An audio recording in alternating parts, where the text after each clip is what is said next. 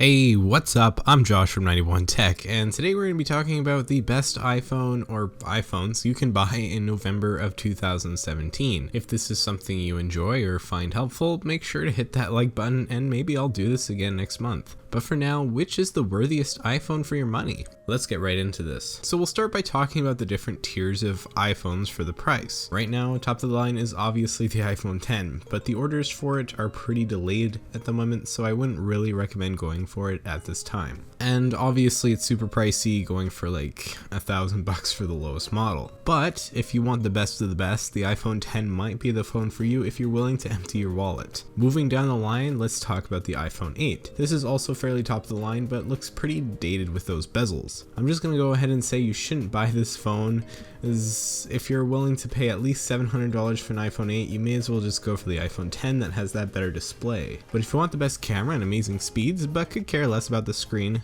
then maybe this is a good option. Or maybe you just really like Touch ID. Plus, they are very available right now for you to go and just walk into a store and get one. Pretty much any tech store will have one, so that's definitely a positive. So while I wouldn't necessarily recommend buying the iPhone 8, it might be an option if you really want a really good iPhone. So those of course are the two newest iPhones, and I again wouldn't really recommend either of those just due to the high price. But what about the iPhone 7? Still very quick, top of the line camera, and it has that aluminum body if you're not huge on the glass design. On Apple.com, if you're looking at the price, it's at least $550 for only a 32GB model, which isn't terrible for that price, but I would say you should just spend the extra $150 and go for the iPhone 8. It's faster, better camera, has wireless and quick charging, and overall is just more of the same but better. Plus you get double the storage space with 64GB. But if you really can't spend the extra $150, the iPhone 7 is totally still a great phone. I would say there is a better option. We now come to the phone that I currently use, although I did pre-order an iPhone 10, which unfortunately won't come in for another few weeks. And the phone we're talking about now is the iPhone 6s. On Apple.com it goes for about $450 and is actually an amazing device, even though it's already 2 years old.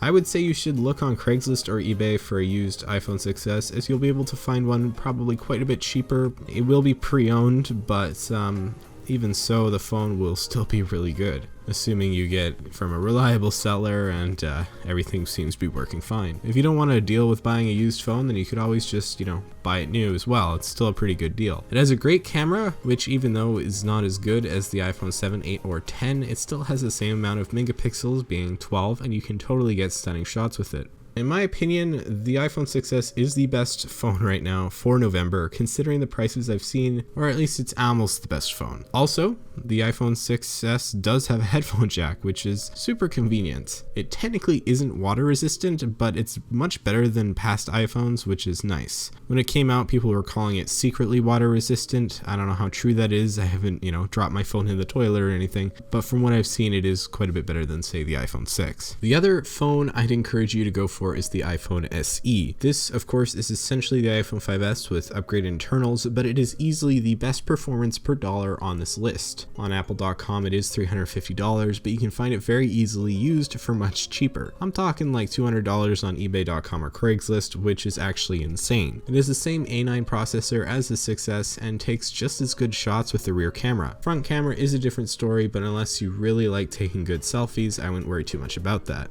The phone does not have 3D touch, which isn't a huge deal in my opinion, as 3D touch is nice, but obviously not necessary. One thing that might be a deal breaker for you though is that the phone is quite small with only a 4-inch screen. And if you don't want to deal with that relatively small display, then I would go for the 6s. But if you're absolutely fine with it and maybe even prefer it, then it's really a win-win for the SE. So yeah, that's basically it for this. I wouldn't recommend buying the iPhone 6 or 5s. They're both fine phones, but I feel like in a year from now with iOS 12, they're going to feel quite dated, and the SE or 6s seems to be a much better deal if you can afford it. If you really need a very cheap iPhone that can do pretty much anything, I would consider the iPhone 5C or the iPhone 5, as although they are stuck on iOS 10, they can run all modern apps and are quite fast. Quick summary, the iPhone SE and iPhone 6s are the best iPhones you can buy right now for the price in my opinion, and what you get really depends on which size you would prefer. If you need something super cheap, go for the 5 or 5C. Obviously this is all subjective, my personal opinion, so if you don't agree with me, let me know why in the comments down below. Thank you so much for watching, I really do appreciate it, and if you're feeling awesome, make sure you like this video so that I know to do more. If this helped you out or you want to see more of this, make sure you subscribe for more great content. Go follow me on Instagram at 91.tech, and without further ado, I will see you all next time.